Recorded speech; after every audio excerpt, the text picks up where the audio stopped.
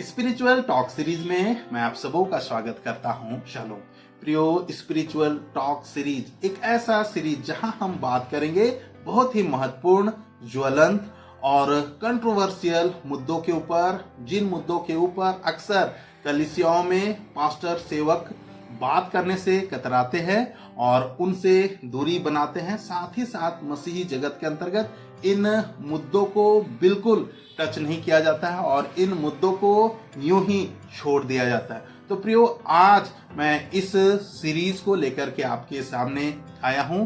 कुछ ही समय में, चंद मिनटों में हम ढेर सारी बातों को इस सीरीज में जानने का, समझने का प्रयास करेंगे। साथ ही साथ ये सीरीज आप लोगों के साथ एक संवाद होगा, एक हेल्दी कन्वर्सेशन होगा। मैं आपसे ये उम्मीद करता हूं कि आप अपने राय कमेंट सेक्शन में जरूर रखें। तो प्रियो, आइए आज के इस दिन में एपिसोड नंबर 1 को हम शुरू करते हैं। जी हाँ प्रियो, आज हम मसीही जीवन यात्रा के क्रम में उत्पन्न होने वाले बहुत ही सीरियस इशू के ऊपर बात करने जा रहे हैं और वो है ईर्ष्या।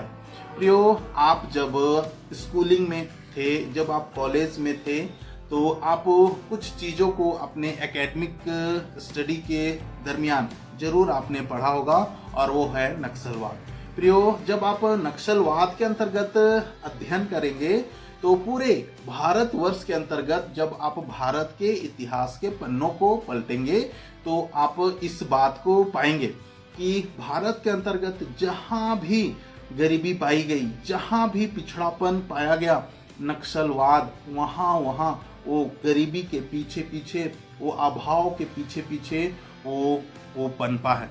और ये पूरे भारत के इतिहास को जब आप पलटेंगे तो ये बात आपको सर्वविदित रूप से आपको मालूम होगी। उसी प्रकार से मसीही जीवन यात्रा के क्रम में एक बात आप पैटर्न के रूप में पाएंगे कि जहां कहीं ईर्ष्या पाया जाता है, जहां कहीं जलन पाया जाता है प्रियो, वहां विचक्राफ्ट वो उसके पीछे पीछे आता है। विचक्राफ्ट बोलने से वो भूत सिद्धि, वो डाइन विद्या, वो टोनहा टोटका, वो तंत्र मंत्र की बातें, वो ईर्ष्या के साथ साथ वो उसके पीछे पीछे आती है। जिस तरह से गरीबी के पीछे अभाव और तंगहाली के पीछे पीछे नक्सलवाद भारत देश के अंतर्गत पनपा है, उसी तरह से ईर्ष्या के पीछे पीछे ये विचक्राफ्ट जो है वो आती है।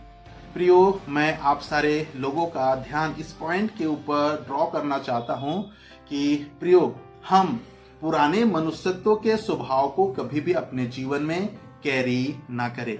और प्रियो, यदि हम अपने जीवन में ईर्ष्या रूपी इस पुराने मनुष्यत्व के स्वभाव को कैरी करेंगे तो प्रियो, ये दुष्ट आत्माओं के लिए, शैतान के लिए एक लीगल ग्राउंड बनेगा और विचक्राफ्ट जो है पीछे पीछे वो आएगा।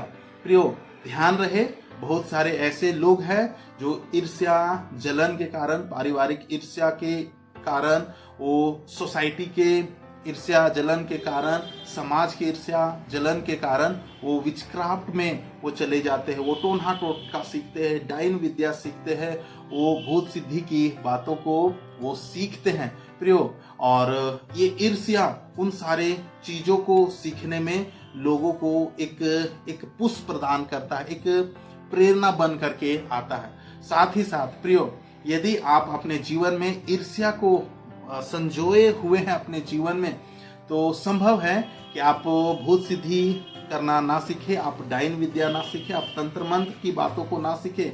लेकिन जैसा मैंने कहा, वो दुष्ट आत्माओं का, शैतान का एक लीगल ग्राउंड आपके जीवन में अवेलेबल है। तो उसी लीगल ग्राउंड के ऊपर दुष्ट आत्मा, शैतान आकर के आपके जीवन में से होकर के वो काम करना वो शुरू करते हैं। तो प्रियो, आप अपने जीवन में बहुत ही सतर्क रहे, बहुत ही सावधान रहे और दुष्ट आत्माओं को, शैतान को अपना जीवन कभी भी इस्तेमाल करने ना दे। प्रियो, ईर्ष्या एक ऐसा घातक चीज है जो आपके स्पिरिचुअल लाइफ को, और चाहे आप कितने भी मजबूत मसीही क्यों ना हो, वो डिस्ट्रॉय करके रख देगा। वो एक ऐसा स्ट्राइक होता है, एक एक नींव के ऊपर, जिससे कि पूरा का पूरा घर जो है वो धराशायी हो जाएगा। आपका आत्मिक जीवन भी प्रियो वो पूरी तरह से धराशायी हो जाएगा। इसलिए कभी भी अपने जीवन में आप ईर्ष्या को कैरी ना करें, जलन को कैरी ना करें, बल्कि इन सारे चीजों को आप हमेशा हमेशा के लिए अपने जीवन से दूर करें। ये एक मलिनता है जो हमारे देह में, हमारे आत्मा में, हमारे प्राण में वो निवास करने का प्रयास करता है। प्रियो, आप प्रार्थना करें और पवित्र आत्मा आपकी सहायता जरूर करेगा। और मेरा आप सारे लोगों के लिए, आप सारे व्यूअर्स के लिए ये दुआ होगा कि आप ईर्ष्या से हमेशा हमेशा के लिए आप निजात पाए, छुटकारा पाए और अपना जीवन आप यीशु मसीह के लिए आप इस्तेमाल करने में लगाए, ना कि दुष्ट आत्माओं और शैतान के लिए, और ना ही आप विचक्राफ्ट की ओर, और ना ही भूत सिद्धि, ना ही टोना टोटका की ओर आप प्रेरित हों। प्रियो, आप ईर्ष्या के इस गंभीर इशू को अपने जीवन में जरूर याद रखें।